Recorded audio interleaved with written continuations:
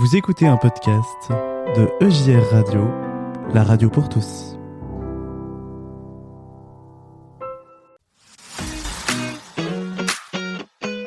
Solidarité, bonnes actions et petite histoire du soir. C'est la rubrique à brac de Pascal.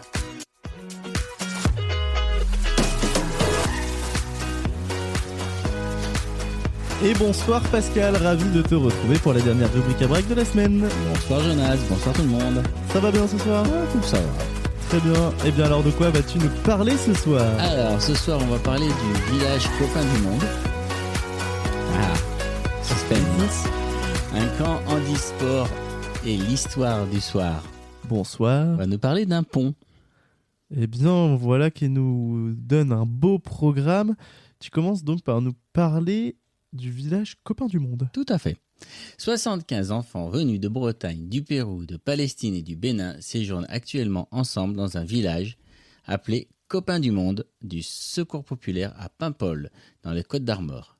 Ramassage de déchets sur les plages, spectacles, récolte d'argent pour des projets, tous sont impliqués dans les actions de ce séjour qui se veut multiculturel et solidaire.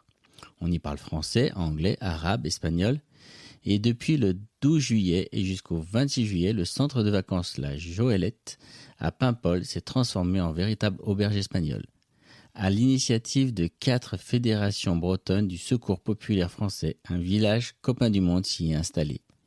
60 enfants bretons, 5 béninois, 5 palestiniens et 5 péruviens âgés de 8 à 15 ans cohabitent entre sorties ludiques, activités multiculturelles et projets solidaires. Même avec la barrière de la langue, ils se débrouillent très bien ensemble, confie Régis Dumas, chargé de communication pour la Fédération des Côtes-d'Armor. Ils utilisent le langage corporel. C'est un séjour qui se veut solidaire, éducatif et festif, qui favorise la rencontre multiculturelle, l'apprentissage du vivre ensemble et l'échange. Tous les jeunes sont impliqués dans le choix des actions de solidarité réalisées. Ces enfants et ados prennent aussi le temps de s'amuser. Dimanche dernier, ils sont allés sur l'île de Bréhat. Malgré la pluie et la fraîcheur, beaucoup se sont baignés et étaient émerveillés, qu'ils soient français ou étrangers. La plupart n'avaient jamais vu la mer. Eh bien voilà une très belle initiative de la part du secours populaire. Voilà, c'est aussi ça, les vacances et l'été, c'est permettre à tous et aux plus jeunes aussi de découvrir la mer et puis de découvrir d'autres cultures sans partir forcément très loin, du moins pour les Français, puisque les Béninois, les Péruviens, eux viennent de très loin. Tout à fait. Alors, on va continuer dans les camps, dans les rassemblements, les jeunes, enfants.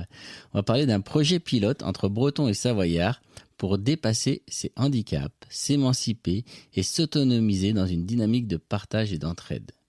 Durant toute cette semaine, 24 jeunes de 10 à 15 ans en situation de handicap physique, auditif et visuel, venus du Finistère, de Savoie, Haute-Savoie et du Morbihan, ont pris part à Kéravel, lieu de vacances à Ardevant, dans le Morbihan. Excusez-moi les gens du Morbihan, mais je ne sais pas exactement comment ça se prononce.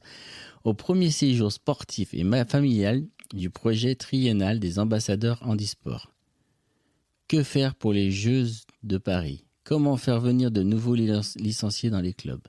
Comment développer de nouveaux projets liés au handisport et à la pratique sportive ? Comment créer le club de demain ?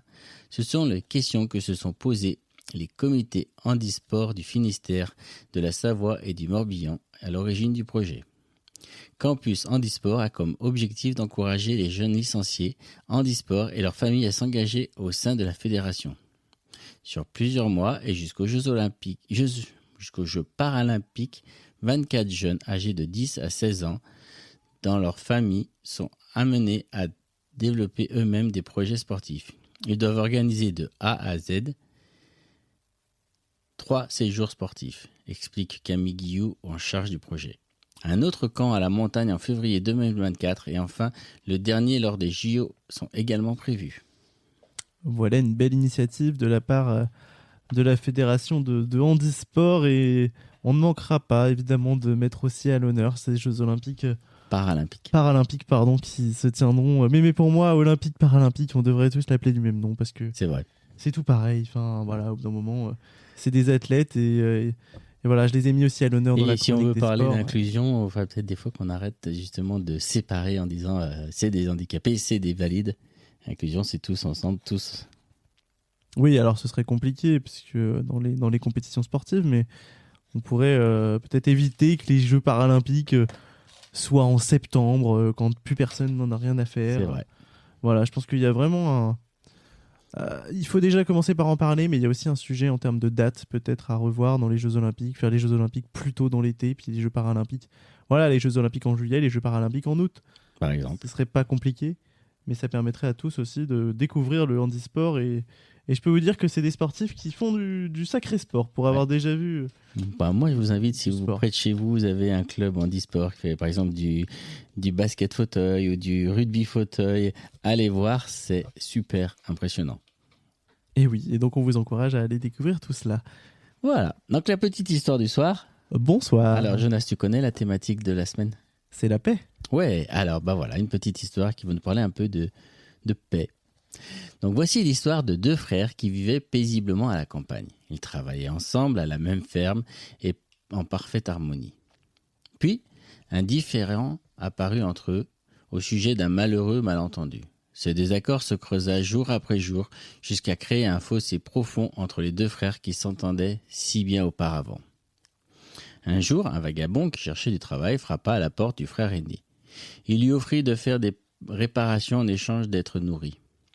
« Oh oui, j'ai du travail pour toi, dit-il. Regarde, de l'autre côté de ce ruisseau, c'est la maison de mon cadet. Il y a quelque temps, il m'a offensé gravement. Je veux lui montrer que je ne veux plus de lui. Près de ce ruisseau, entre nos habitations, je veux que tu construises un mur afin de lui montrer qu'il n'est plus le bienvenu chez moi. » Le vagabond répondit « Je crois comprendre la situation entre vous deux. » Les 2 hommes réunirent l'ensemble le bois nécessaire à la construction, puis le frère aîné partit en voyage, laissant le vagabond travailler seul. 12 jours plus tard, l'aîné revint chez lui. Le travail était déjà terminé. Mais quelle surprise! Au lieu d'un mur, il y avait un joli pont qui unissait les propriétés des 2 frères. Aussitôt qu'il vit qu'il était de retour, le cadet sortit de sa maison et courut accueillir son frère en exclamant « Quel grand cœur tu as! Construire un pont alors que nous étions en colère. Je suis fier d'être ton frère. J'espère devenir un jour un être aussi compréhensif et généreux que toi. » Pendant que les 2 frères célébraient leur réconciliation, le vagabond se prépara à partir. « Non, attends, lui dirent les 2 frères. Reste avec nous, tu seras notre invité. » En continuant de se préparer, il répondit « Je voudrais bien rester, mais j'ai d'autres ponts à construire. » Voilà une belle histoire de ponts et de murs qui deviennent des ponts. Pour la paix. Pour la paix, ça me fait penser il y a quelques années à la journée, à la semaine de l'unité, c'était le thème, Oui. l'unité des chrétiens. Et voilà, c'est une très belle image. Voilà, c'est que dans le cadre de la semaine de l'unité des chrétiens, oui, il y avait ce thème de ces murs à détruire et de ces ponts à construire. Eh bien, ça peut nous inviter, nous aussi, à construire des ponts entre nous, entre les hommes, mais pas forcément entre les membres d'une même famille, mais entre chrétiens aussi, peut-être. Aussi, Et c'est une belle petite histoire que tu nous as proposée ce entre soir. frères sur Terre, quoi, quelle que soit notre raison d'être frères. Exactement. Ben, merci Pascal. Merci Jonas, merci à tous. Et puis histoire. bonne fin d'émission. Et oui, et on se donne rendez-vous mardi. Oui. Puisque pas d'émission demain et pas d'émission lundi. Jonas part en vacances. Voilà, Jonas part. Après Martine à la plage, c'est Jonas part en vacances. Allez, à bientôt. Allez, à bientôt Pascal. Bon week-end à toi et à mardi donc dans After Work pour une nouvelle rubrique à Bye braque. bye. Et vous la retrouvez également bien sûr en podcast. Et on salue tous nos amis auditeurs qui nous écoutent en podcast. Retrouvez After Work du lundi au jeudi en direct de 16h30 à 19h sur EJR Radio durant l'intégralité du mois de juillet avec Jonas. Vous n'avez pas pu vivre ou vous souhaitez réécouter un passage d'After Work? Aucun problème, tout est disponible en podcast sur toutes vos plateformes préférées dès le lendemain. EJR Radio, la radio pour tous.